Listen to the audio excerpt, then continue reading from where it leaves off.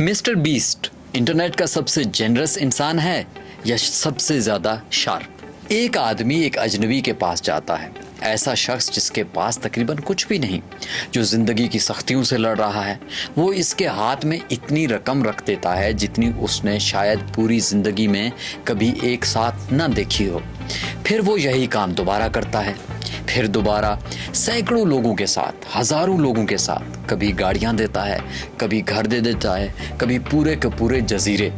कैमरे के सामने अपना बैंक अकाउंट तकरीबन खाली कर देता है और मुस्कुराते हुए कहता है, इस वीडियो के आखिर तक शायद मैं खुद कंगाल हो जाऊं, और आप उसकी बात पर यकीन कर लेते हैं।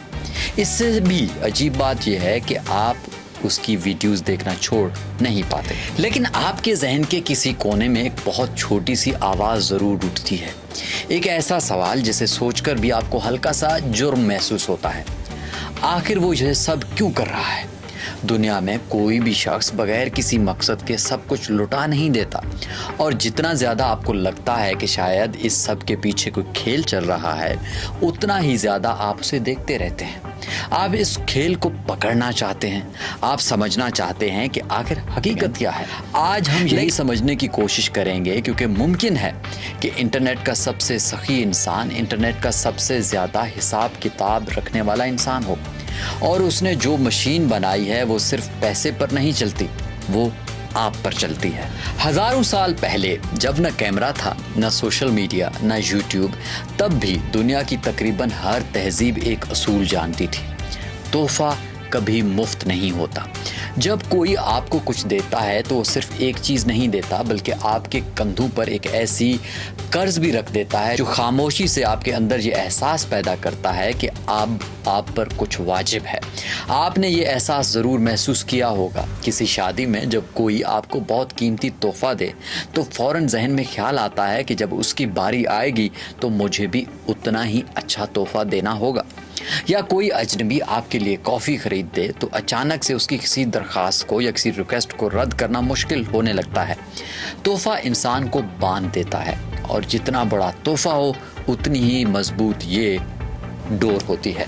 जो लोग इस असूल को वाकई समझ लेते हैं वो ऐसी ताकत हासिल कर लेते हैं जिसे बाकी दुनिया अक्सर देख ही नहीं पाती, क्योंकि उन्होंने जान लिया होता है कि अगर सही वक्त पर सही लोगों के सामने बड़ी सतह पर सखावत दिखाई दी जाए या जेनरस बना जाए तो जेनरसपन ताकत की ज़िद नहीं रहती, जेनरस होना खुद ताकत बन जाती है, और शायद ताकत की सबसे छुपी हुई शक्ल भी।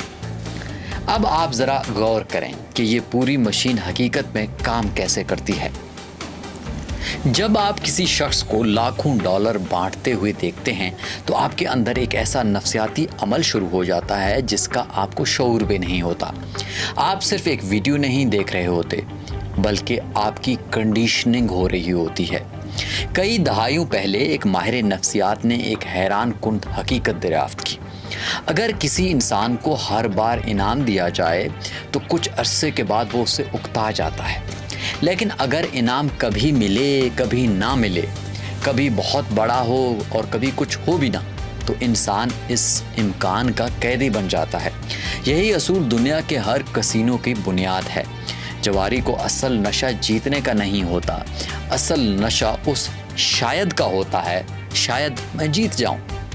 मिस्टर बीस्ट की तकरीबन हर वीडियो इसी शायद पर मबनी होती है। शायद अगली बार वो खुशकिस्मत शख्स तुम जैसे किसी आम इंसान को मिल जाए, शायद अगली वीडियो पहले से भी ज़्यादा बड़ी हो, शायद किसी गिव अवे, किसी चैलेंज या किसी मुकाबले में अगली बारी तुम्हारी हो। तुम सिर्फ ऑडियंस नहीं रहते, तुम एक जवारी बन जाते हो।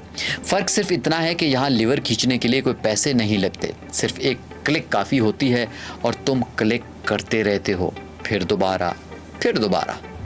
लेकिन ये पूरी कहानी का सिर्फ आधा हिस्सा है। दूसरा हिस्सा उस कदीम असूल से जुड़ा है जिसका हमने आगाज़ में जिक्र किया था, तोहफे का कर्ज। सोचिए, जब कोई शख्स लाखों लोगों के सामने इतनी बड़ी सखावत करता है, इतना जनरस होता है, तो पूरी दुनिया के नाजरीन, ऑडियंस एक अजीब नफ्सियाती कैफियत में दाखिल हो जाते हैं।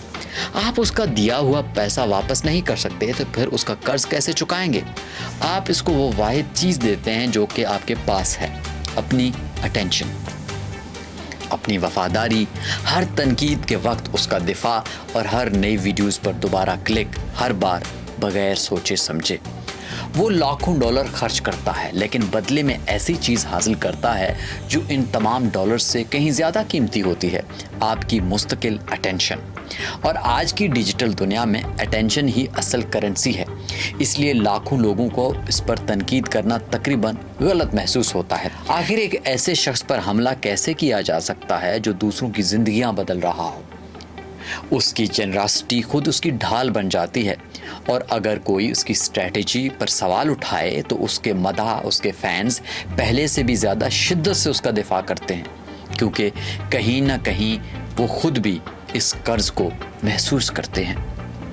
شاید یہی وجہ ہے کہ مسٹر بیسٹ صرف ایک کریٹر محسوس نہیں ہوتا، وہ ایک کریکٹر لگتا ہے، داستانی۔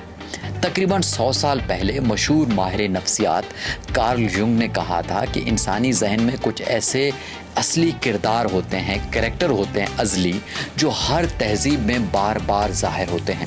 ان میں سے ایک کردار ہے محسن، مطلب جنرس انسان جو کہ دیتا ہے، وہ جادوگر جو اچانک نمودار ہو کر کسی عام انسان کی قسمت بدل دیتا ہے۔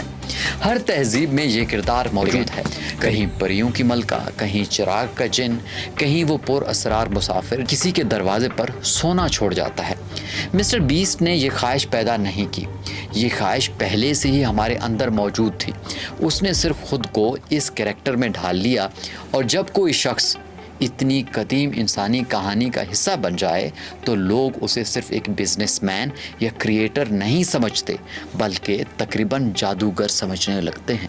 اور شاید کسی بھی عوامی شخصیت کے لیے اس سے زیادہ طاقتور ہونا کوئی اور مقام نہیں، صرف پسند کیا جانا نہیں بلکہ ایک لیجنڈ یا ایک متھ بن جانا ہے۔ اب یہاں انصاف ضروری ہے کیونکہ پوری کہانی کا سب سے دلچسپ پہلو یہی ہے، یہ سب کچھ درست ہونے کے لیے ضروری نہیں کہ مسٹر بیسٹ ایک برا انسان ہو، یہی تو اصلی ذہانت ہے۔ اس کا دیا ہوا پیسہ حقیقی ہے، جن لوگوں کی زندگیاں بدلی ہیں وہ حقیقت ہے، جنہیں گھر، گاڑیاں یا مدد ملی ہے وہ سب واقعی ہوا ہے۔ اور یہ بھی ممکن ہے کہ وہ دل سے نیک انسان ہو، لیکن اسی وقت یہ بھی ممکن ہے کہ وہ دنیا کے چند ایسے لوگوں میں شامل ہو جنہوں نے یہ راز سب سے بہتر سمجھ لیا ہو کہ عوام کے سامنے کیا جانے والا اچھا کام اٹینشن، لائلٹی اور دولت پیدا کرنے کی سب سے طاقتور مشین بھی بن سکتا ہے۔ اصل تاریخ کی جنراسٹی میں نہیں، اصل تاریخ اس بات میں ہے کہ یہ نظام انسانوں پر کتنی بے عیب مہارت سے کام کرتا ہے۔ جو چیز خالص نیکی دکھائی دیتی ہے وہ خاموشی سے انٹرنیٹ کی تاریخ کی شاید سب سے طاقتور وفاداری پیدا کرنے والی مشین بھی بن جاتی ہے۔ دونوں باتیں ایک ساتھ درست ہو سکتی ہیں اور یہی اس پوری ڈیزائن کا اصل کمال ہے۔ اگلی بار جب آپ کسی اجنبی کی زندگی بدلتے ہوئے دیکھیں، جب آپ کے دل میں ایک گرم سا احساس پیدا ہو، جب آپ خود کو اس کا دفاع کرتے ہوئے یا اگلی ویڈیو کا انتظار کرتے ہوئے پائیں، تو صرف ایک لمحے کے لیے رک جائیں اور سوچیں، شاید یہ احساس صرف مسٹر بیسٹ کے بارے میں نہیں، یہ اس قدیم انسانی جبلت کے بارے میں ہے جو ہزاروں سالوں سے ہمارے اندر موجود ہے۔ یہی جبلت بادشاہوں نے استعمال کی، یہی مذہبی پیشواؤں نے، یہی شہنشاہوں نے جو عوام میں اناج تقسیم کر کے ان کی عقیدت خرید لیتے تھے۔ فرق صرف اتنا ہے کہ مسٹر بیسٹ نے اس اصول کو اپنے تمام کمپیٹیٹر سے بہتر استعمال کیا اور اسے ایک کیمرے کے سامنے استعمال کرنا سیکھ لیا۔ آخر کار یہ مشین پیسے پر نہیں چلتی، یہ آپ کے اس حصے پر چلتی ہے جو ہمیشہ خود کو مقروض محسوس کرتا ہے، اور وہ حصہ مسٹر بیسٹ کے آنے سے بہت پہلے آپ کے اندر موجود تھا، صرف کسی ایسے شخص کا انتظار کر رہا تھا جو اسے استعمال کرنا سیکھ جائے۔